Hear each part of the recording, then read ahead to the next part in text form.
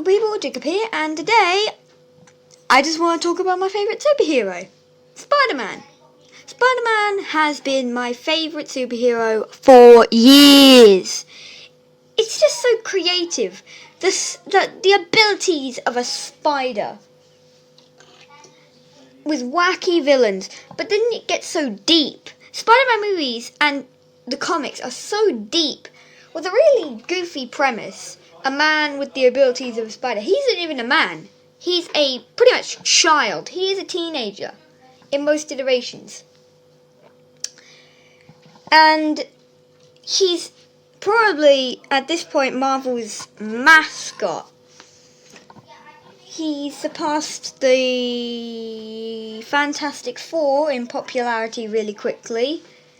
He's had numerous Lego sets created. He's had numerous comics created. Reinventions, movies, reboots. Even weird costumes. Spider-Man has been around for years. He is the greatest superhero I have ever seen. It's just a really cool idea with a brilliant execution. Now, I could talk for hours on how cool Spider-Man is, how original he is, how much nuance he has. But I'm just going to talk about why I love Spider-Man. In depth. Well, not really in depth, just why I love Spider-Man. So we're going to look at the first thing. The bad boys. The bad guys.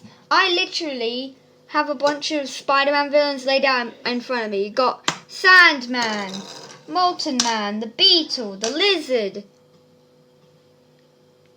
Mystery Boy. Yeah. It's just there. They beat the ever-loving nothing out of Spider-Man, and it makes me laugh. They beat him up, then he beats them up back. Simple as that. Stripped down to its basic form, that is what a regular Spider-Man comic should be. But then they dump this huge load of personality onto it. Personal life. They dump these stories. It's like they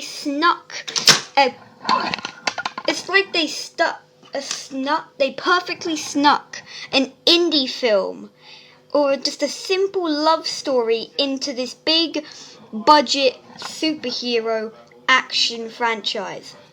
It is perfect. And that's why when people try to replicate Spider-Man in movies or cartoons, it is vital that they make his personal life known and important to the story. That's why shows like Spectacular Spider-Man rise, and shows like Ultimate Spider-Man that don't really pay much attention to Peter Parker at all eventually will fall. Shows just need to have that nuance, that feeling of love to them, attached. Stan Lee, the man, the God among us. Well, he's no longer among us, but the God up in the stars who gave us such wonderful superheroes was like, you know what? I'm going to make a superhero that isn't invincible for once. Isn't invincible. Batman isn't invincible. He could die. Superman can die with kryptonite. But Spider-Man is the first really emotionally vulnerable superhero. Batman is emotionally vulnerable. I'm going to say that. But he doesn't have that personal life because he's just the stereotypical rich dude with a tragic past. Spider-Man is a orphaned child living with his aunt and uncle who never knew his parents, and it's got a lot of secrets to it. Now, I hate the story about the secret espionage stuff with his parents. I don't consider that canon at all, nor does many. So, when The Amazing Spider-Man 2 did all that stuff, I was quite disappointed. I was like, I was 3 when The Amazing Spider-Man came out. I was 3. I saw that stuff everywhere and I was like, ooh, that was so interesting. Yeah, and that brings me on to my second point. Advertisement. Spider-Man has a lot of toys, good and bad, but they are never, ever as prominent than Lego. I'm going to just get my finger off the recording button for a sec because it's starting to feel numb. But I'm going to talk about the Lego. Lego. Lego plays a huge part in my love for Spider-Man. Before I loved Spider-Man, I loved Lego. When I found Spider-Man, it was because of Lego.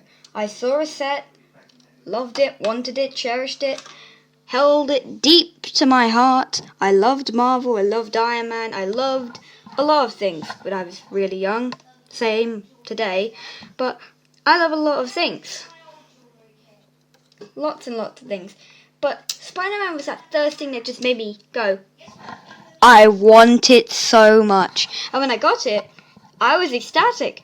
I played with Spider-Man a lot. I started finding him. I got into him. He's the reason I'm making this video. Lego is the reason I'm making this video. And it's Christmas while I'm recording this. It's Christmas Day. And I got a fresh Spider-Man Far From Home set of Molten Man. And I was just dumbfounded how good they made it look, how detailed the figures are compared to the old times. I wasn't born in 2002. They didn't have the really old Spider-Man sets based off the Sam Raimi films, but they did have those old ones where he had the big eyes and the simplistic design. None of this Far From Home, Tom Holland, or this new Spider-Man stuff. I was looking at the Marvel superheroes specific one. The real, like, this was 2012 Spider-Man. This was based off, like, the comics. I think a lot of people confuse it being based off the Amazing Spider-Man 2 costume. I mean, it's definitely probably one of the worst costumes. Like, people beg to differ about the Amazing Spider-Man 2's costume. I'm just going to put that out there. I don't like it. It tries to be too comic accurate. And I much prefer the Tom Holland suit. And coming at a close second is the Sam Raimi suit. But the first Amazing suit,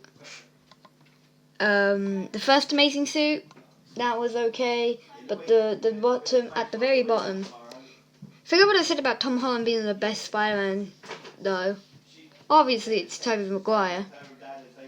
I mean, it was a close call, but he stood in quick with that, the emo dance.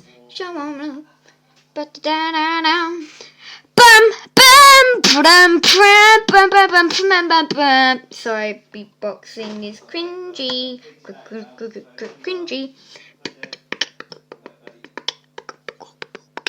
Leave this video if you do not like cringe beatbox. So yeah, I like Spider-Man. Short answer.